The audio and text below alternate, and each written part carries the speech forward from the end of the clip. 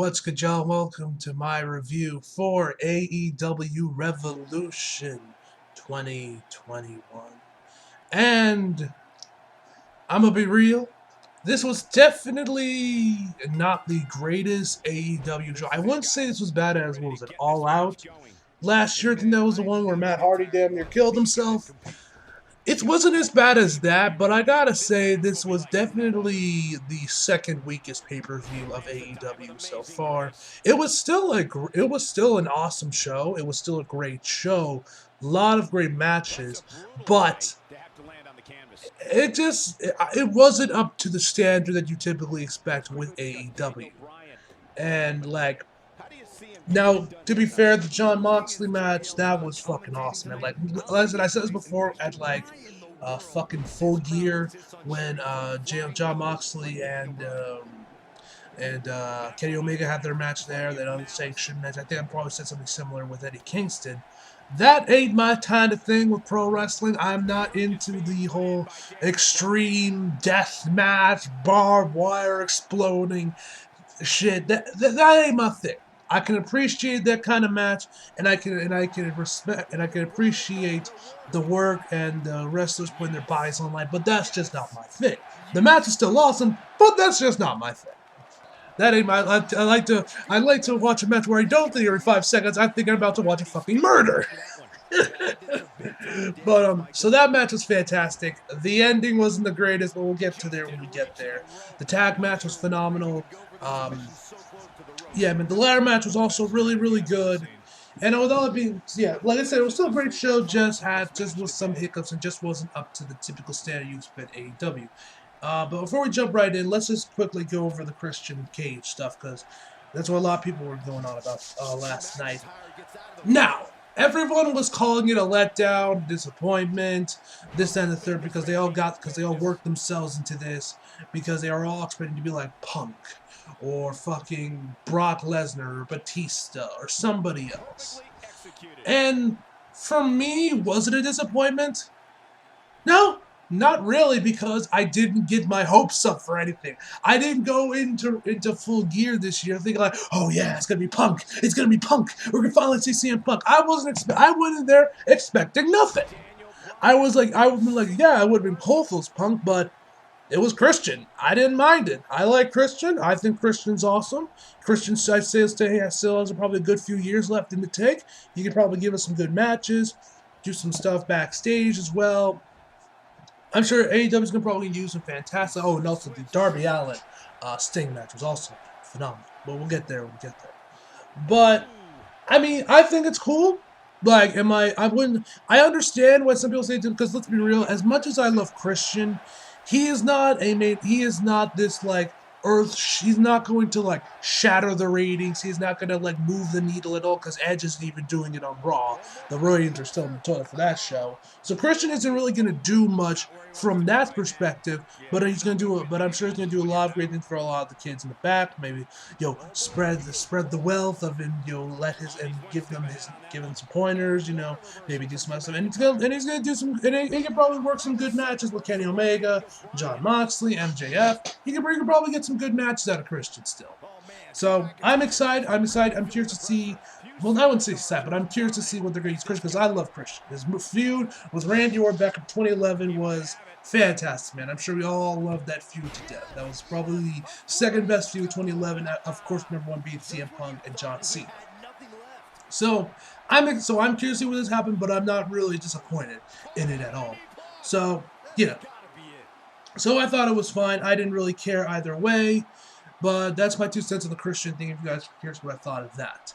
Anyway, man, let's just jump right into the actual show. So we started off with the Young Bucks versus MJF and Chris Jericho. This match was fucking awesome. This was a fantastic way to start the show off, and it was just an overall just fantastic. I love the way it started off, because after everything that happened on Dynamite with like MJF and Chris Jericho attacking the Young Bucks' father, they bleeding him up and all that shit, I liked it when the Young Bucks made their entrance. They were in the ring, and the announcer and Justin Robertson was doing the announcements of like, MJF and Chris Jericho, that shit.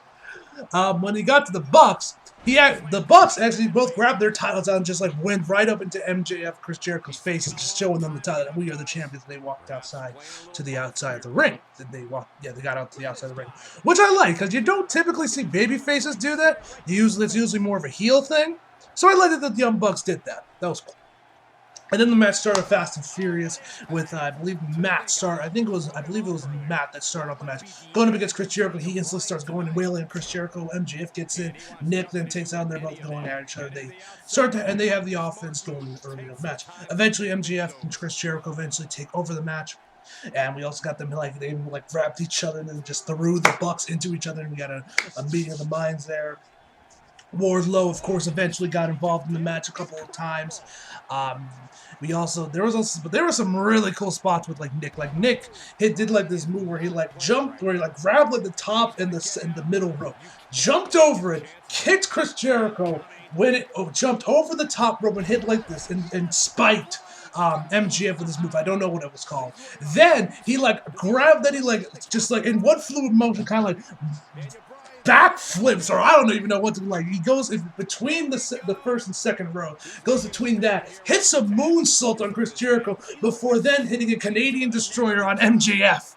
All in one fluid motion. It was amazing to see unfold, of course.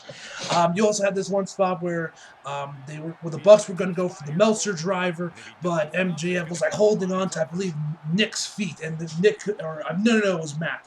On Matt's feet, he couldn't get it. So eventually, Chris Jericho counters it and hits a tombstone, which I think I mentioned this before, and you might call me a fucking. You can call me a mark if you want, but I hate that a lot. I hate the fact so many people use the tombstone. I think that's a move that should be exclusive to The Undertaker. I hate it when Okada does it, because I'm that's The Undertaker's move! Why are you using it? I like the Meltzer driver, but I'm not a big fan that they do it too. So that's the only other point where I'll tolerate someone else using the tombstone. Call me a mark, but I think that should be exclusive to The Undertaker, Kane, and whatever opponent The Undertaker has at WrestleMania if you want to do the countering tombstone shit. That's just me. I think that move should be exclusive to The Undertaker. That's just me. That's his move. It's definitively his move. I'm just saying, man. I'm just saying. But anyway, he counters it, hits the tombstone on Nick Jackson. Matt finally frees himself, goes for that flip thing that he does for the Meltzer drive, but ends up missing. Chris locks him into the walls of Jericho. For some reason, they call it the Lion Time on commentary. I don't know why. It's the walls of Jericho, goddammit. Hits the wall of Jericho. Matt manages to start crawling over to Nick. Gets the tag. Matt goes in for I think he went for a super kick or something. But Chris grabs his leg and then locks him into the walls of Jericho. But then eventually Nick manages to get out of the walls of Jericho. That was a really cool spot. Then we have another. We had Chris Jericho also going for a lion salt, but ended up getting a super kick on the way down. That looks pretty cool. But probably one of the cooler spots of the night was where we had MJ, where they were going for another Meltzer drive, but Chris Jericho comes out of nowhere and hits them I believe it was Nick with the code breaker.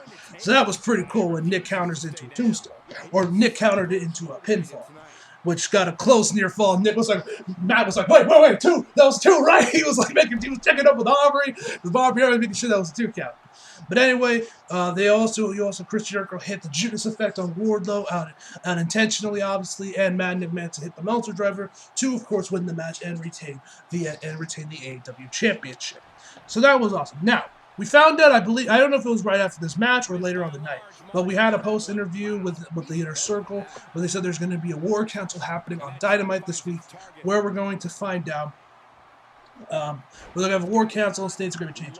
I suspect, and JD said the same thing in his review with Jesse, that most likely Chris Jericho is probably the one that leaves the Inner Circle. That MJF is going to take over the Inner Circle, and they're going to kick Chris Jericho out. Because, and Chris said, and I think it was MJ said that, yes, there will be changes indeed. I think he said that in the promo. So I also think that it's probably going to be Chris that's going to leave the Inner Circle, whether or not he takes some time off, does some shit with Fozzy, or whatever happens. I believe Chris Jericho will probably leave the Inner Circle. So that's just that's what I expect. Now let's move on over to the tag team battle royale. So the battle royal I'm gonna be real. I wasn't really paying it all that much attention throughout most of the match. So, well, actually, before we go on to the match, real quick, there's one more spot from the MJF match that I almost forgot to mention. So, after like Nick Matt had kicked out, MJF starts kicking Matt in the face while doing "suck it," kicks him, "suck it," and he keeps doing that. Afterwards, just like 5 in a row, and Tony Schiavone on commentary is like, "Yes, can you someone please just punch him right there, right where he's pointing and punch him in his crotch," Which I thought was pretty funny. I don't know how I missed that spot because that was one of the best spots of the night, but so for the Battle Royal, first off we get QT Marshall. He ends up basically turning heel on Dustin Rhodes and I guess on the Nightmare Family. I don't know what that's all about. We're gonna find out on Dynamite, but let's just move on to the Final Four because that's when the match actually got good. So the Final Four ended up being Pac, Ray Phoenix, Jungle Boy, and John Silver. So they start going at it. Of course, the Death Triangle is the ones that most people think are going to win because there's 2 on 1v1. Because they're the only team that's still complete. Everyone else is just by themselves. So they start going on. John Silver gets thrown over the top rope. But there was like a couple times where John Silver was like gets thrown on the top rope, but he manages to save himself. And then eventually, he started hitting Pac with some kicks to the chest when Pac was on the ropes. So then he throws, and then I think Pac ended up throwing him over the top rope, but he still kind of held on to the ropes a little bit, and he managed to kick Pac off of him, which kept for the time being. But Ray Phoenix ends up running the tightrope, kicking him in the face, which sends him down to the floor, which eliminates him. Then it's Jungle Boy and Ray Phoenix going against it's Pac and Ray Phoenix going against Jungle Boy. Yeesh, I can't speak today. So they're going at it. Eventually, Jungle Boy manages to use Pac's momentum against him because he was rushing towards Jungle Boy, and Jungle Boy manages to grab the top rope, pull it down, which sends Pac over the top rope, eliminating him. So then it's just Ray Phoenix and Jungle Boy. Then these two start going at it. They start first up. Jungle Boy started chopping at Ray Phoenix. They threw some kicks around there. There was a reverse Rana.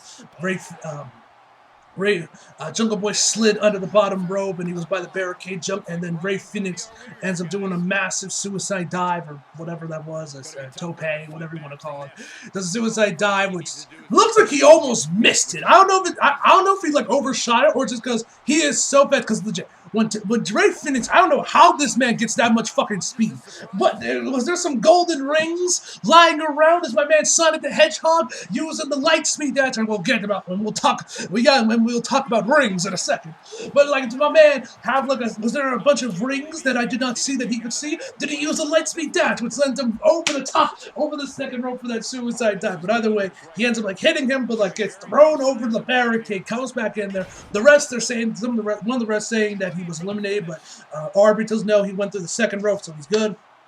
So Ray Phoenix goes onto the top rope. He jumps off there, but meets a super kick from Jungle Boy. There was a lot of leg slapping here, man. Those fines, man. Those fines for Vinnie Mac are probably going to be costing Tony kind of bit. Anyway, so after he does that thing where in the ropes where he swings out there but swings right back in, use the momentum to kick him. Jungle Boy is dazed and he ends up clotheslining him over the top rope, which sends Jungle Boy out to the outside, eliminated for the match, and the Death Triangle ended up winning the match. So they're going to be getting a tag title match. I think on Dynamite is what they said was when they were going to get the tag title match. Was next week on Dynamite, or this week rather.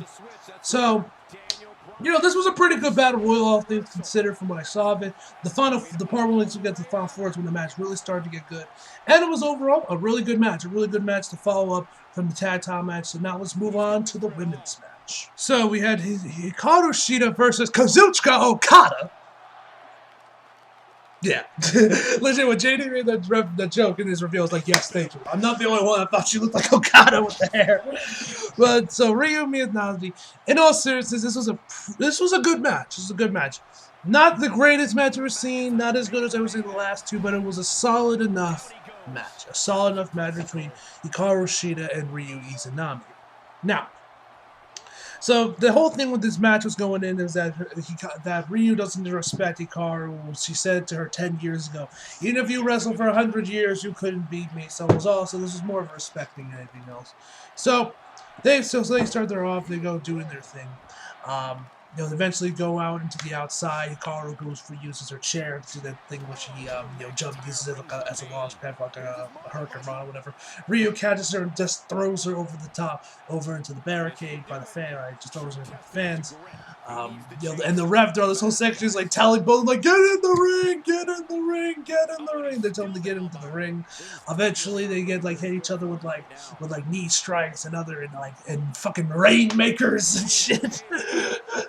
But eventually, they continue on for left of on Dynamite, where they're grabbing each other's hands and just hitting each other with some forearms. Oh, and one thing that I gotta agree with Gino. So earlier on in the match, Ryu gets Hikaru in the corner, and she starts chopping her. Now, at first they start off pretty good chop, but then eventually she's just tapping her chest. And I know this might be a thing with Joe. She's listen, I didn't really mind it that much, but I have to say it looks kind of stupid. She sells, and Hikaru is selling me it's selling it. And I'm just like, okay, I gotta agree with him on this. This does look kind of ridiculous. It looks like she's getting chopped by a 4-year-old. I gotta admit, it did look a little bit ridiculous, but whatever. Anyway. So I had to bring that up. So they keep going to, like I said, they start hitting each other with forearms and forearms and forearms. They actually, how they started the match off was actually where they handshake, and Ryu went for the forearm, but Hikaru managed to dodge it. So they start hitting each other with forearms. Eventually, Hikaru goes down. They keep going on. Hikaru grabs her up into a fireman's carry position into the outside onto the ramp area and hits her with what I think Excalibur called the cruncher, the crunchy. I think is what he called it. You couldn't think of a better name for that move, but what other way it looked cool, and it started getting holy shit a chance. Hikaru had this sick smile on her face. So eventually they start hitting. Like I said, they end the match with hitting each other with knee strikes, no pin. No one's still not getting. Hikaru's still not getting her, but eventually she hits her with a roundhouse kick or whatever it was called. Or I think it was a knee. I think he called ripcord knee. I don't even remember what he called it, but it's basically a roundhouse test. Basically, I think she hit her with her knee, goes for the pin, and eventually wins the match. So overall, like I said before, the women's match was pretty good. Nothing really offensive or anything. It wasn't the worst match I've ever seen, but yeah, that and probably the Kip Sabian matches were without a doubt the weakest matches on the card.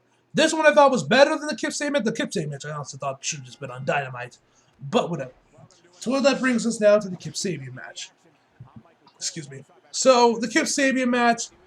Well, so we had Kip Sabian and Miro versus against Chuck T and Orange Cassidy. I'm gonna be real. This match wasn't all that good. This match was without a doubt the worst match. I don't even know why this was even on Dynamite, or not why this was even on the card. This should have been on Dynamite. I don't know why it was on this card. It really served no purpose on the card, if I'm being honest. And I just wasn't a fan of it. I'll be real. I just wasn't a fan of it. So Trent eventually gets. So they both get attacked. They bring out Trent. Orange Cassidy's nowhere to see. They just keep abusing on Trent. Orange eventually comes in there, does his spots, but Miro hits him in, locks Chuck into the Colossus, and wins the match. The weird thing is about this one is that Miro, he does a stomp and then locks in and goes for the Colossus. I think that's what he calls it. I think that's what he calls a submission move, the Colossus. I might be wrong.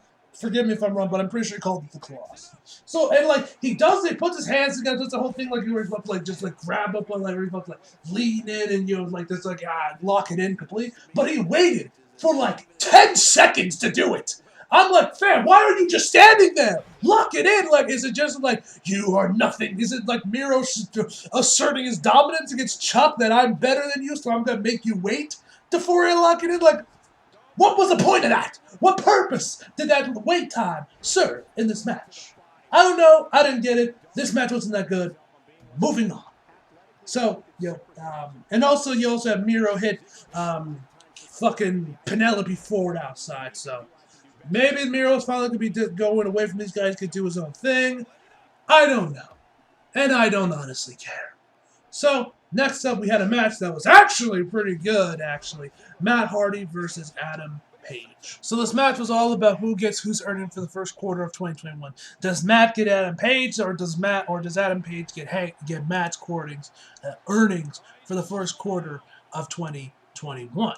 And so these two were that was the whole thing with this match. Was who gets his earning. And I didn't know if I was watching a Matt Hardy match with this match or a goddamn Pete Dunne match with this match, because Matt Hardy was almost like he had become possessed by Pete Dunne. This man was doing all the joint manipulating with the fingers. He was biting at Adam Page's hand, because the hand was the focus of the match. He was targeting that, but I was watching why is Matt Hardy acting all savage all of a sudden? Was my man watching some Pete Dunne matches before this? He said, you know what, I'm going to take some cues from him? What was up with that? But anyway, man, Matt, I should say, was focusing on the hand throughout the whole match. Of course, Private Party gets involved in the match later on. Sometime makes their presence known, and then eventually the Dark Order shows up, and I think Matt had thrown Adam off the over the top rope, where he might have just hit him, and Adam Page fell off the apron. He was off the apron, but the Dark Order actually catches the man, put him right back up on the apron. He manages to hit the buckshot lariat to win the match 1-2-3, and now he is going to be a far richer man for the first quarter of 2021 because he's now getting all that money from Matt Hardy. Legit. As soon as the match was over, I posted a GIF on my Twitter that said hashtag AEW Revolution, Adam Page, double dots. I forget what that symbol's called, whatever it is. And then it's just a GIF of Bugs Bunny counting money, because he's gonna be counting dollar bills now that he has all of Matt Hardy's courting. Or curious to see how Remy feels about this. I don't know if my man's gonna be sleeping on the couch for the next quarter or not, but whatever. That's Matt's problem. That's Matt's problem. But yeah, this was overall a really, really good match. A way better than the match that fell before with Miro and all that shit. This was a much better match. So next up, we had the ladder match, which had Scorpio Sky, Pentagon. I'm not calling him Penta Cierro Miedo. Cody Rhodes, Lance Archer, and I think that was everyone. Oh yeah, you also had this one. Mystery opponent. They also had a mystery opponent, which ended up being revealed to be All Ego Ethan Page. Never heard of this guy. I'm gonna be real. I've never heard of this guy. He looked good in the match. I'm curious to see more of him in the coming days and weeks. We'll see him more on Dynamite. So, everyone in the crowd was cheering and everything. But y'all know me. I'm not the most. I don't pay attention to the indies like that, so I have no idea who the fuck this guy is. But anyway. So, and also there was a Max Caster as well, which I've been digging him with this his rhymes he be doing right before the matches. I've been he's kind of like John C. back when he did the Dr. Thugonomics thing. I wouldn't say he's as good as John, because I think I prefer John's rhymes, but he's cool. So, so you got Pentagon doing his whole El Cielo Miedo thing, which I always love. Cody had an injured shoulder, which that will end up being a predominant target for a lot of the people in this match. Now, apparently, Cody is actually legit injured, and they wanted to, limit his minutes in the match, because eventually, I think it was after Pentagon hit a Canadian Destroyer on the ladder, which the ladder didn't break, and I'm kind of glad it didn't, because I'm pretty sure then he would have probably broken his neck. But Pentagon hits a Canadian Destroyer on the ladder.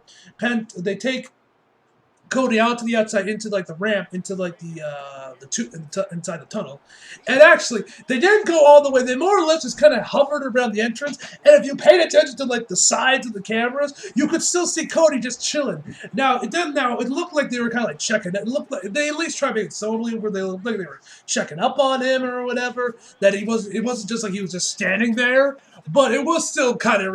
I was just kind of wondering why is Cody just standing there? What's going on? Why is he still by American? I honestly thought he was just maybe the refs were trying to check up on him. He didn't want to go all the way in the back or something. But actually, when he came back, he actually got booed. He actually got booed in this match, which I forgot to mention. This match was over for who was going to face Revolution, and they won. And it was a ladder match. And what they were going to do, or what they were supposed to grab in this ladder match, is a literal brass ring. Ha ha ha ha ha! You gotta love the pot shots of WWE. I like that was actually a literal blast. This is the first time we've ever actually seen a brass ring and actually see it. Now, some people apparently were making references to Sonic the Hedgehog about it as well, which I can kind of see. It definitely does look like the golden rings in Sonic the Hedgehog games, but whatever. So so you had that Pentagon was doing his own thing with like you also had Lance Archer, like I think he like sandwiched Pentagon or someone else into a ladder and then just like start hitting him. And hell, even Jake the Snake got in on the act. I think he hit like I forget. I don't even remember what he hit. I think he hit like an elbow or something. But yo, even fucking Jake the Snake got in the ball, which of course got a huge pop from the crowd over that. Cause and I'm not that was pretty, and also there was also another spot where Lance Archer was going up the ladder, and then I think it was Max. I think it was no, it was All Ego. Instead of like slightly hit him, and Lance Archer was just like look down and being like, "Really, nigga? You really gonna do this? Come on now, boy." So but then he comes back again. He hits like the crucifix. I think it's what the move called. Then Jake the Snake comes out of there and hits him with the clothesline. The crowd lost their shit when this happened.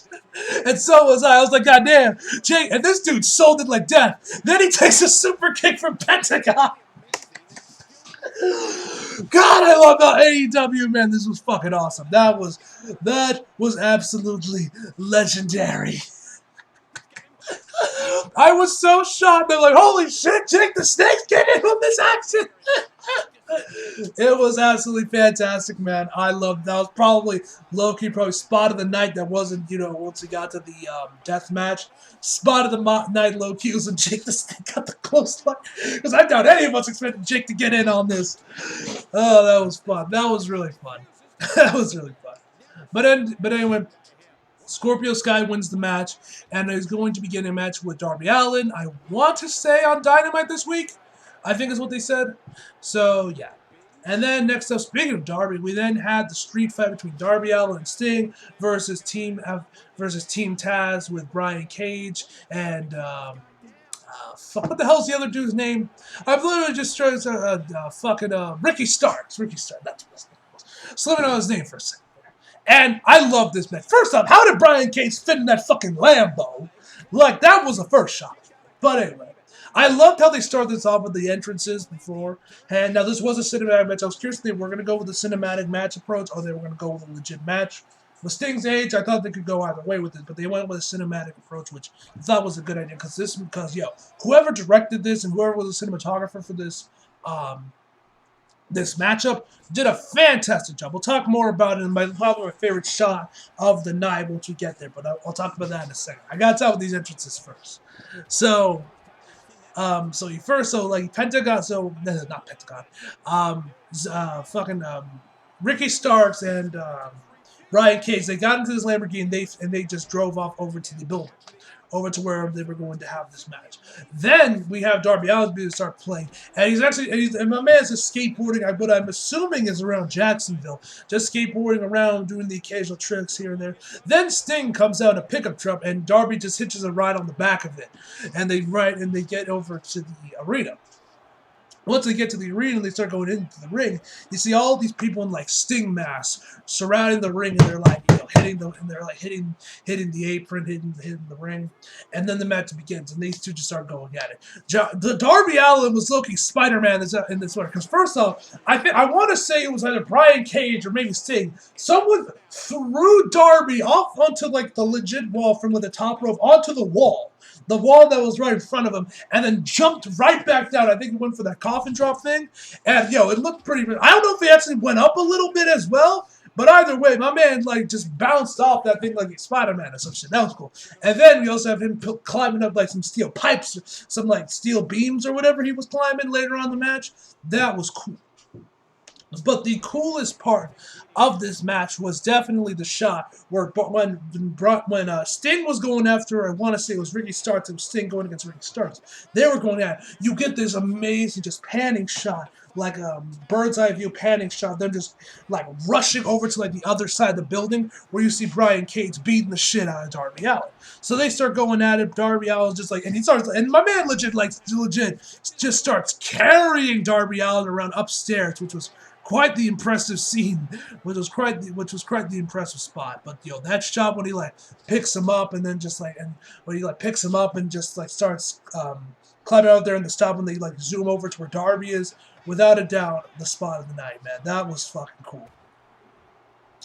So anyway, so like I said, they keep going at it. They like eventually they go on top, and then actually they like throw Darby through like a glass window. Eventually, the other member of Team Taz, the black dude, I'm slipping on the man's name. He shows up in an orange mask.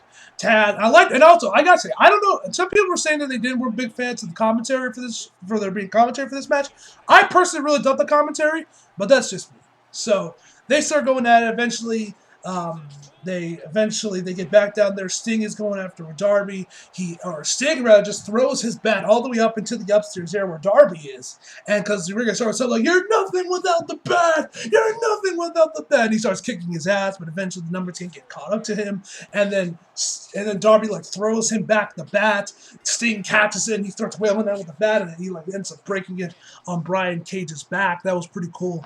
But then we get Ricky Starr. I think it was like either Ricky Starr or Brian Cage, where they're on like this area, this like open area, this like padded open area or whatever, that had like some drapes over it or whatever. So they put one of them out there, and Darby just jumps up there and just lands on one of them and just completely crushing it. That was another badass spot, man.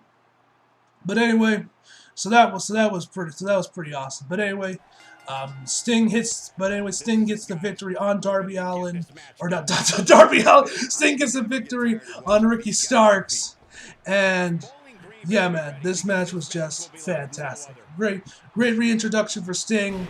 Great match overall. Was fantastic, shot beautifully, and was just an amazing match. If you were to ask me, I would probably have put this one as probably the second best match of the night. Probably behind the death match. I think the death match was probably the best match. And also, Brian Cage also threw Darby into 2 doors. So yeah, Darby was getting thrown around in this match. He was getting thrown around quite a lot. But anyway, man, it was still a fantastic match. Now, let's get on to the death match. Now, like I said before, because you guys know, death matches are not my thing. That's not my type of pro wrestling. I can enjoy Extreme Rules matches, the death matches. I'm more Extreme Rules, the control chaos of the Extreme Rule match in WWE, more specifically in NXT. That's my shit. I can get down with that. But when we get to like the death match type shit like we did with AEW when we had Jon Moxley and Kenny Omega in Full Gear, where they were like literally using like broken glass and shit. That's when I'm like, okay, this is getting ridiculous. But I can still enjoy those kind of matches. I'm not one of those like, oh, why is it so hard? I'm not one of those fucking idiots, okay? I can enjoy these matches and I can appreciate the work the wrestlers breaking their bodies for entertainment, but that's just not my thing. But like I said before, this match was awesome. So they had barbed wire surround on all corners of the ring except one, which is where the ramp was, because first off, so the wrestlers so Kenny and John had something to bounce off of, first of all, but also they also said that for medical personnel to get in there if shit gets crazy. Now, so Kenny Omega and Brian, so they go at it, and of course, Jon Mox is the first one that goes through the barbed wire and triggers the explosives, which weren't that big. They were glorified firecrackers, but did you really expect anything else? Because, you got to keep these guys safe. Anything probably any bigger and you worse them blind themselves or killing them or like significant burns, whatever, what have you. Shit can go wrong, so you got to keep it shit small. But we'll talk about the explosion at the end, because even I had a problem with that. But anyway, so Jon Mox was the first one to go into the ropes and trigger an explosion. Then Kenny actually got him one, and then where he I think first off John pushed Kenny into the ropes, and then he which triggered one explosion. Then he drop kicked him back into the ropes, which triggered another explosion from the same ropes. That was fucking cool. Of course, you eventually start getting weapons in there with like steel chairs wrapped in barbed wire, bats. There was also a bat that was triggered with an explosion that Kenny used on Jon Moxley, which was cool. Eventually the guys got bloodied up, which was really nice. I liked the added a bit of the blood, and even Kenny started bleeding a little bit, and then another explosion was triggered actually where Kenny was pushing Jon Moxley into the ropes again, which ended up hitting himself. And he was like, water. Now I don't know if that was legit or that was all planned. I don't know if my man legit blinded, got some of the fireworks or whatever in his eyes, and he was legit his eyes were burning. He was begging for water to try and clear his eyes out, or that was all part of plan. I don't know if it was or not. But, you know, Kenny was like throwing splashing water all over his eyes to, you know, so you can actually see. But eventually, my man, and then eventually, of course, the Good Brothers get involved. They do their thing. Now, this was probably the best. This was probably spot of the night. Kenny hits the one-winged angel. This was still, and we also heard like a timer go off for like a brand once we started getting a little bit closer to the detonation time, which I was like, yo, can we stop this? This is making me nervous. I don't know how Kenny and John Moxley felt with that noise when it went off, because I know I would have been started getting hella nervous hearing that self-destruction sound go before we actually got the actual countdown. So he hit the one-winged angel. This was still. I was under the impression I thought this match was going to go 30 minutes, and they would win, and then the ring would explode, but they would keep going. It actually didn't. Now he hit the one-winged angel. I thought the match was over, but this was fucking brilliant from John Moxley. What my man does is put his leg onto the ropes, triggering another explosion, firing right in Kenny's face, which blinds him long enough to get off him before the 3 count. That was fucking brilliant. Whoever idea that was, whether it was Kenny, John, Tony Khan, whoever's idea was it, you are a fucking genius. You are an absolute fucking genius for that move. But anyway, eventually, the numbers games became too much, and Kenny wins the match before the explosion goes off. So then the Good Brothers and Kenny are just beating the shit out of John Moxley. They end up handcuffing him, and then they eventually run up once the timer starts counting down from a minute down. And Don Callis is like, I'm gonna back up, guys. I'm gonna back up. And everyone's like, wait. The commentator's like, wait, what's going on here? He's like, oh, don't worry, y'all fine. But I'm just gonna take a few steps back. So then actually Eddie Kingston shows up, which I actually thought John Moxley could be in there by himself. The ring would explode, air quotations, and that'd be it. But I was shocked, and I actually kind of lightly took the fact that Eddie Kingston and John Moxley are indeed like longtime friends. He actually went to help his brother out, regardless of even they had a match before at the previous pay-per-view. I like that they did that. Eddie tried to get the counts out, he does it, but then he ends up just covering up like this is fucking Captain America, the First Avenger, when Steve Rogers goes for that dummy grenade, around like the start of the movie, for all my MCU fans out there. But then we get the explosion, and it's weak. I'm sorry. It's really fucking weak. Like, I understand. I think even Tony Khan said this at the end of the show, doing like the post interview or whatever, that you gotta look for the health of the talent. I get that. I get that you can like go full on with the pyro, like say like it's the intro of Raw. I get that, but you could have done that a lot better. Now it could have been a botch. It could have been where some of the explosives didn't go off. Some of them were duds. That could have been a case, or maybe that was just the plan all along. But regardless, man, you could have done that a lot better and made it look a bit more real. And Eddie Kingston, give this man an Oscar for selling this shit as well as he did. I'm sorry. That was not a good ending. And it did kind of damper on the match a little bit when I'm just like, now granted, this wasn't the first time I've seen a death match, because I actually did watch a few years ago the death match, the exploding barbed wire death match, which was just like this one, between Terry Funk and Mick Foley a couple years back, because I was just curious about it. And the ring didn't explode there, but I think the explosion there was a little bit better. This one was just weak. Now, to all the people that were chanting, refund, refund, fuck you! Like, come on. Like, people can be so entitled like that. These two just broke their bodies for you. There was even a fucking paradigm ship onto like some barbed wire boards. I don't know if those triggered an explosion outside on the ring. I think it might have. And then John's like slowly trying to get out there and pull the barbed wire out of him. He's also started using the barbed wire around his arms and everything, and using it as a weapon. Like, these guys broke their bodies for you. And you're out here chanting refund. Like, I get it. The explosion was shit. But come on now.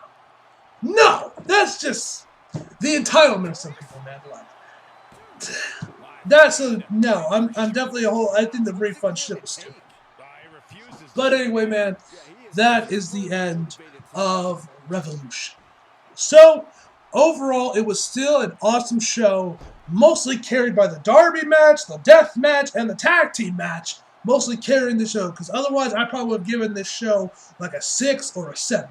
But due to how great those 3 matches were, I'm going to give Revolution 2021 a 9 out of 10, guys. So yeah, tell me down below what you guys thought of Revolution. Did you love it? Did you hate it? What did you think of the explosion? What did you think was match of the night? What did you think of the death match? Tell me that down below in the comments, guys. And hope y'all enjoyed the video. If you like, if you did, subscribe if you're new. Follow me on Instagram and Twitter if you feel like it. Links down in the description box below. And as always, come back for more. See you guys next time.